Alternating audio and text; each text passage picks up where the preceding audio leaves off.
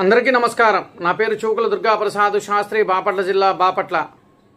గత 2 రోజులుగా వైసీపీ ప్రభుత్వం గగ్గోలు పెడుతూ రాష్ట్ర ప్రజలకేదో మేము మేలు చేస్తున్నాము, రాష్ట్ర ప్రజలను ఏదో కూటమి ప్రభుత్వం అన్యాయం చేస్తుంది అంటూ గగ్గోలు పెడుతూ పెట్రోలు డీజిల్ మీద చేస్తున్న ధర్నా చూస్తుంటే ఇవాళ నాకు చాలా ఆశ్చర్యకరం అనిపించింది.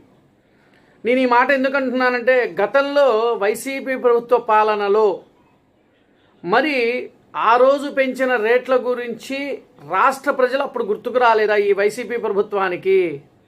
ఈ రోజున కేవలము యుద్ధ ప్రాతిపదిక మీద పొరుగు దేశాలలో యుద్ధాలు జరగటం వల్ల మనకు ఉత్పత్తి దిగుబడి తగ్గటం వలన కేవలం ఒక ₹3 పెట్రోల్ మీద ₹2 డీజిల్ మీద పెరిగినందుకు వీళ్ళు చేస్తున్న గోలం చూస్తుంటే చాలా ఆశ్చర్యకరంగా ఉంది. మరి ఈ ప్రభుత్వంలో, గత ప్రభుత్వంలో వీళ్ళు పెంచిన రేట్ల గురించి, మరి దాని గురించి ఏం చేస్తారు ఇది చూడండి. దీని రేట్ల గురించి కూడా మీకు చూపిస్తాను. ఇది రాష్ట్ర ప్రజలకు తెలియచేయాలి, అసలు బాధ్యత నా మీద ఉంది, ఒక పౌరుడిగా నా మీద ఉంది కాబట్టి ఈరోజు మీకు తెలియజేస్తూ ఉన్నాను. దీన్ని పెడతాను.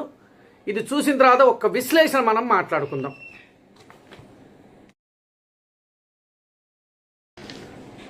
చూశారు కదండి, మరి వైసీపీ ప్రభుత్వంలో గత 2019 నుంచి 2024 మధ్య కాలంలో వైసీపీ ప్రభుత్వం పెట్రోలు డీజిల్కి పెంచిన ధరల గురించి ఒక్కసారి దీంట్లో నేను చదువుతాను, చూడండి.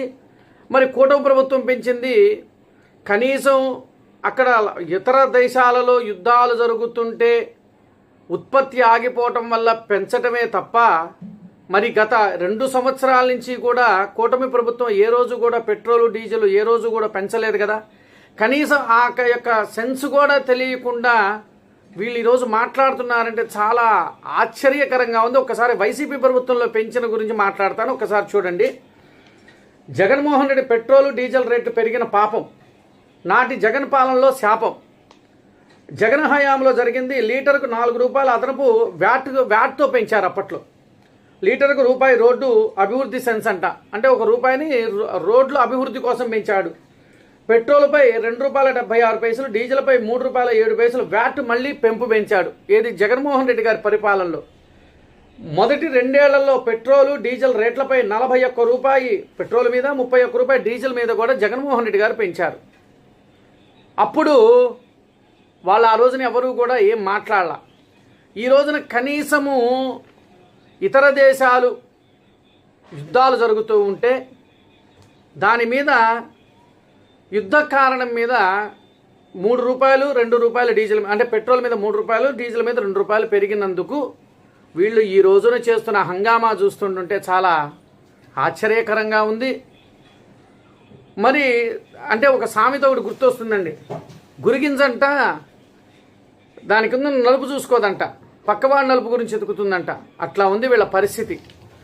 మరి మీ ప్రభుత్వంలో పెంచిన ఈ డీజిలు మరి ఆ రోజున మీరు ఎందుకు మాట్లాడలేకపోయారు? ఆ రోజున మరి వీళ్ళంతా కూడా ఏమైపోయారు? వీళ్ళంతా కూడా అప్పుడు గుర్తుకు రాని రాష్ట్ర ప్రజలు ఇప్పుడు కేవలము యుద్ధం జరగటం వల్ల పెరిగిందని చెప్పిన రాష్ట్ర ప్రజలందరికీ కూడా తెలుసు.